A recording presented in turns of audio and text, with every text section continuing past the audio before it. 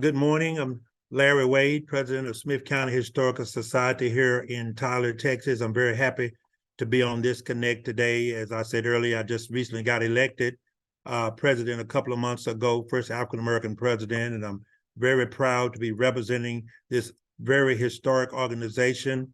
I was a member of the board about 5 years, been a member about 20 years, and I have thoroughly enjoyed being a part of this Smith County Historical Society.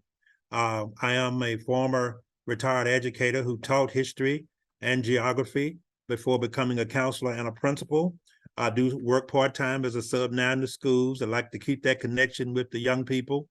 And I'm on several boards and committees here in Tyler, Smith County, dealing with community affairs and history.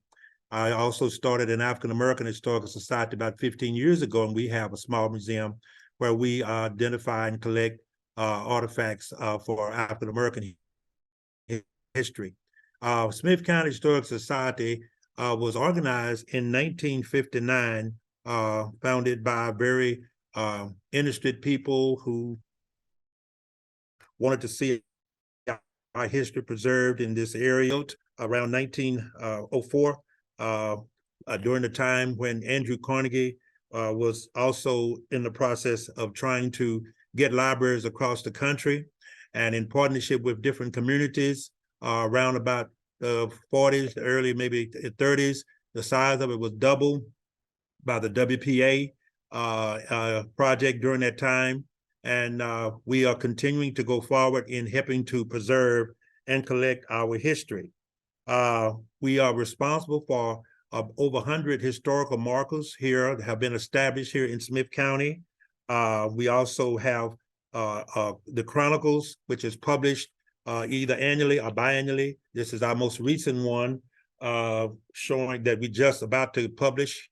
And if a person is interested, they can also order one. And it's going to have some very interesting articles in it. On the cover, you see a man by the name of Mr. Sterling, who was a funeral home director. There's a section in here about Black funeral homes. And this is the cover from a fan that was donated from our African-American Historical Society. And so anyway, the Chronicles comes out to give more information than what we already have in our museum. We have interviews that are here. We have archives where you can collect books, records, maps, photographs, CDs, DVDs about things, transcripts of historical interviews that we have had. We have over 200,000 negatives in the archive from which photographs can be ordered, and a very capable and knowledgeable staff. We meet every month, on the first Tuesday. We have a 6:30 social time, and then at 7 o'clock, our meeting starts. For example, this coming Tuesday, we'll be meeting. This is last month was Black History Month. We celebrated it. This month is going to be Women's History Month, and we have dynamic speakers that are going to be coming on Tuesday. We're looking forward to it. And so, as I said, this building originally was built as the Carnegie Public Library. It is located at 125 South College. It is on here in Tyler, Texas. It is on the National Register of Historic Places. It is open every day, Tuesday through Saturday from 10 to 4.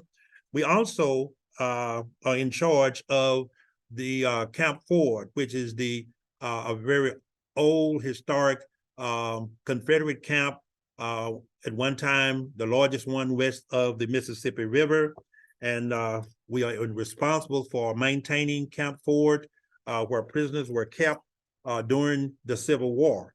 And we are very proud to highlight that, and it's our responsibility. We are a 501c3 nonprofit organization, and we are continuing to collect information.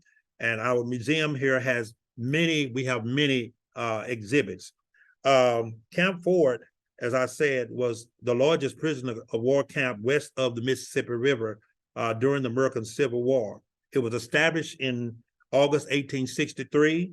It was not closed until May the 19th, 1865, and at its peak in July of 1864, it had over 5,300 prisoners. And so we are the caretaker of the site, and it has a kiosk, it has a public park, and an area there for people to tour. Yeah. And so again, we want to invite you, if you're ever in this area, or if you wanted to send a donation, you may also do that. We have a website, www.smithcountyhistoricalsociety.org. If you want to email us, it's info@smithcountyhistoricalsociety.org. And like I said, we have wonderful people who work here on a regular basis, and we have a lot of people in the community who come and tour. Even groups can come and reserve a time to come. We have school children and different groups that come from time to time. I have thoroughly enjoyed being a member. I've enjoyed being a member of the board, and I'm looking forward to working. We have a great board, a great team that I look forward to working with to continue the legacy of this great historical society and also museum downtown Tyler. We are very proud of what we are doing, but we are constantly working to improve and publicize the work that we are doing here to preserve history here in Tyler, Smith County. As I have said earlier, we provide different benefits, public education on the history of Smith County. We maintain a very large archival collection that is available for research and education. And we try to maintain this museum with changing exhibits, and we just try to keep it interesting for our community. And we have other areas of Smith County that we try to connect with and to make sure that we represent the county and promote what we are doing. We also would like to, again, mention about our chronicles. The first volume of our chronicles was published in 1962. Volume 45 was published in 2014, and we now have volume 52 that's just about to come out in the next few days. It will be provided to all of our members free, and then for the public for just a cost of $15 to the public if you desire to get one. And so those are just some of the things that we offer. We also have received grants, for example, from the R.W. Farrell Foundation for the beautification of the building, trimming of the trees and shelves, and archival supplies have been donated from the Tyler Morning Telegraph. We have installed a small Indian pottery and arrow point exhibit, and we have assisted over 1,000 researchers with family, property, and business inquiries. People come in quite often to learn about their family heritage and learn about different events and places of importance. As a membership-based organization, we rely heavily on volunteers.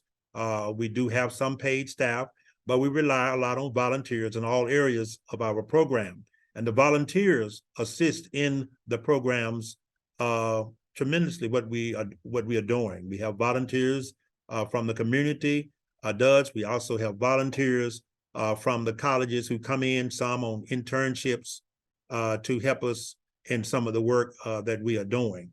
And once people get here, they will find a lot of interesting things. Aerial photos of Tyler, Tyler Morning Telegraph Archives collection, photos and postcards, over 35,000 have been scanned. Over 750,000 negatives from the Delk and Faulkner collection. We have city directories dating all the way back from 1882 to 1999.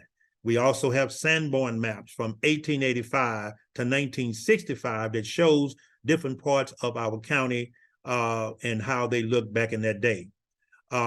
As far as ancestry, in collaboration with East Texas Genealogical Society and Tyler Public Library, we assist in family research through our extensive collection of publications, including Tyler newspapers, family histories, chronicles of Smith County, and photographs.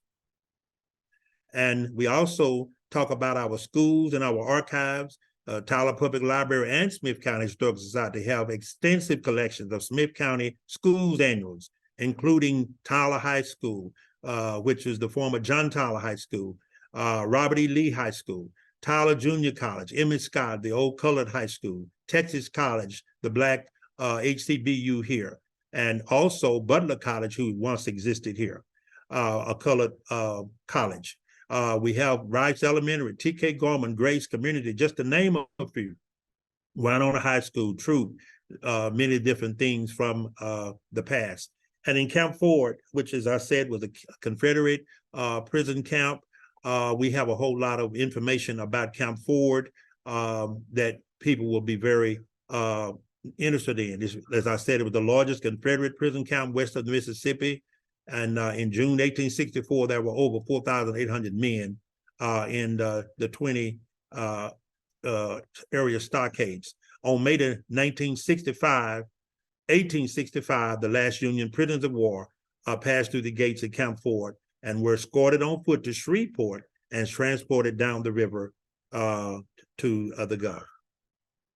The Smith County Historical Society serves as the Smith County Historical Commission of this county, which works with the Texas Historical Commission and the American Association for State History. Also, we work with the Chamber of Commerce. And as I mentioned earlier, we have over 100 markers in our area. Okay. And the first metal plaque historical mark in Texas was erected at Camp Ford, the Confederate camp, which is on Highway 271 north of Tyler, about 0.8 miles north on 271, the prisoner of war camp in 1962. So we have the #1 plaque, and we have imprints on there. And this is a very important part of our history. Our permanent exhibit traces the history of Smith County from the 20th century. The exhibit includes artifacts and memorabilia specific to Smith County. The exhibits are designed to educate and inform visitors of the progress that we have made all the way back from the time of the Caddo Indians to when the settlers first came into this area. We have 2 open gallery spaces in the Society Museum that are used for rotating exhibits that cover a specific topic in the history of the county. And at the front of the museum, visitors are greeted by Lady Justice, who was removed from the 1909 Smith County Courthouse in September 1955, which was, by the way, torn down a little before I was born. And I didn't have a chance to see that courthouse. My 2 older brothers did. And now we're in the process of about to tear that courthouse down to build another one. And it's going to be very similar to the one back in that day that was torn down in 1955. We invite you to become a member of Smith County Historical Society, and our dues structure offers a range of membership levels. For example, from a young person, 18 and under, it's only $10. To an individual, it's just $35. And for 2 members of a family, it's $60. And for a continuing lifetime sustaining membership, it's $100. For 55 and up, a senior life membership lifetime is $800, or you can be a benefactor for $1,000. And you can always send donations if you so desire to our Smith County Historical Society. We are open, as I said, Tuesday through Friday, 10 to 4, and the archives and the museum are open also for groups by appointment only.